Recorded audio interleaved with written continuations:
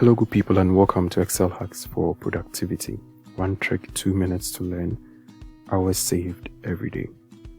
In this short video, we will learn how to copy worksheets across workbooks in Excel.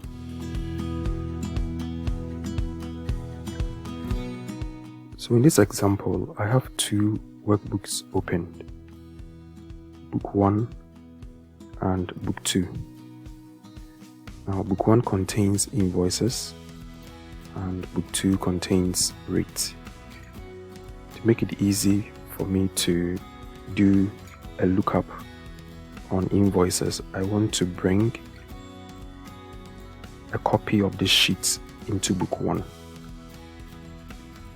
So to do this, I'm going to book 2 and then right click. And then I'll see move or copy. So I'll click on it. Now my destination is to book 1. So I'll select to book 1.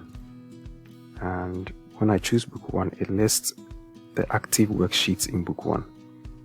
So you decide where to place the new worksheet you are bringing. So I'll move it to the end. Now you observe there's a create a copy checkbox here. So when you check this, it leaves a duplicate behind and brings the copy into your new workbook. So when you click OK, I now have rates imported into book 1.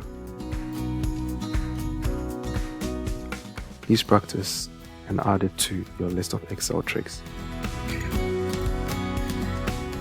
For more of these short videos, you can send ad to this WhatsApp number.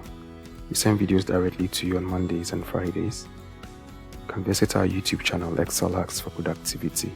All our old videos are here. Please click subscribe for notification of new videos. Give us a like on our Facebook page. Thanks for watching and have a wonderful day.